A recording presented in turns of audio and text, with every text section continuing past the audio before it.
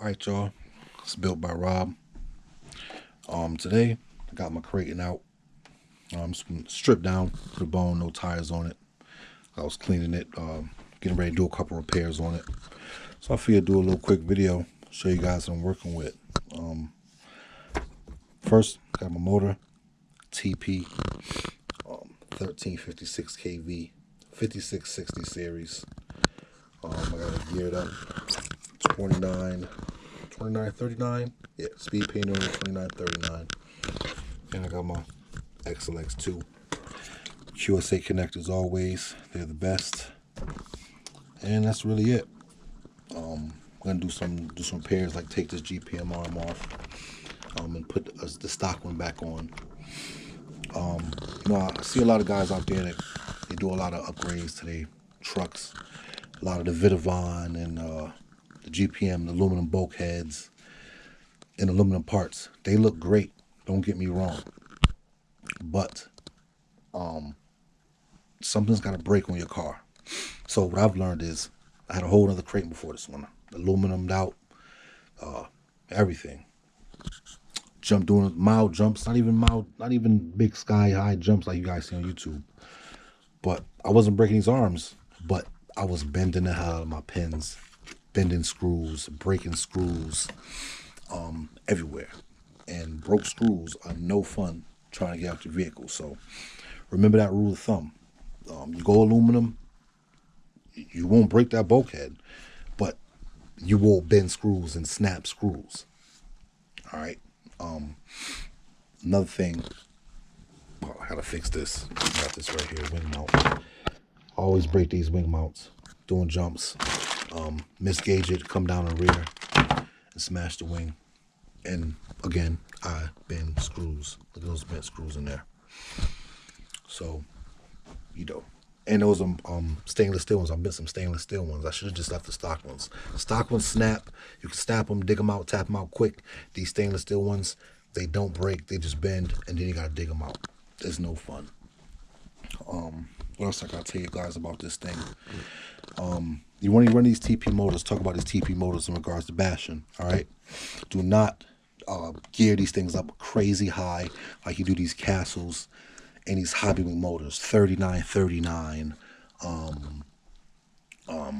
What is it? 1-on-1 gearing, over gearing. At least not for this series. I see some big can TP motors, lower KV, 800 KV, 900 KV motors. Usually those things perform better on 12S, 16S, and up there. But if you're running 8S, me personally, I like to stay in this room right here.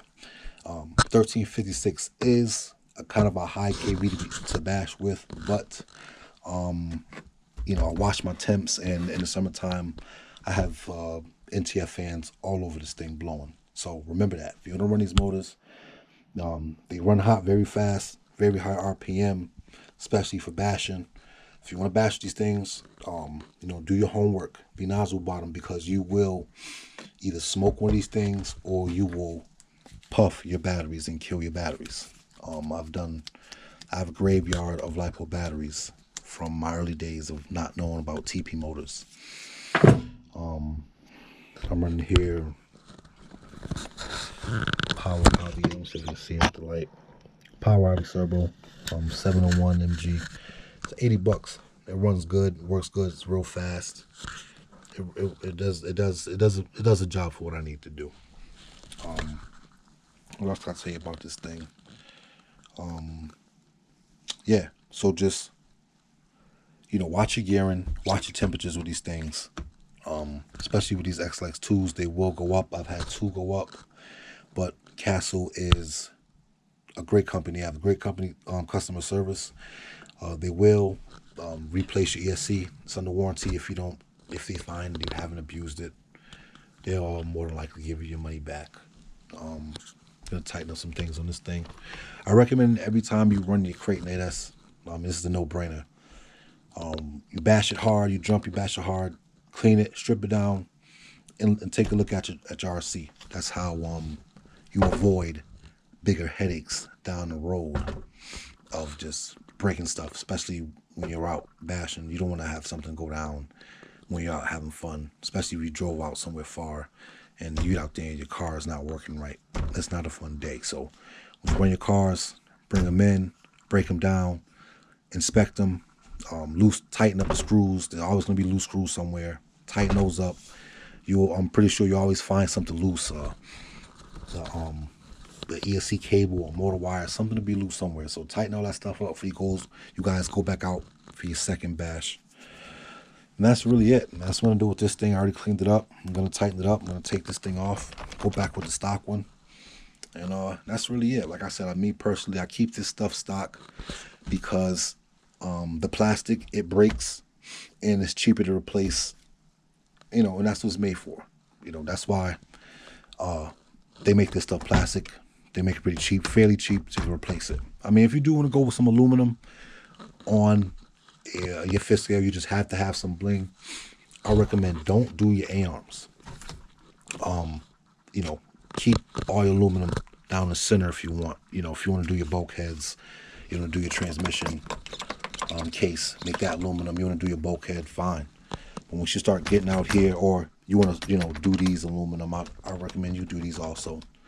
Yeah, steering knuckles, rear hubs, you can do those aluminum. But you start getting into your arms, your rear arms, your front arms. I've seen some guys do these arms, but again, you're gonna start bending, and you're gonna start bending pins, bending screws, and I just find that way more harder to wrench on than just taking off a broken plastic piece and replacing it with a fresh new one. It's way cheaper, and this is my opinion. So take it for what it's worth. You want to see this thing go on my YouTube. Like I said, I got up to 71 with this gearing, with the setup I have, and that's really it, guys, man. Subscribe to my channel, built by Rob RC. For any other builds, I got speed cars and lots of races out there with a couple of my buddies, and we just like to have fun with the hobby.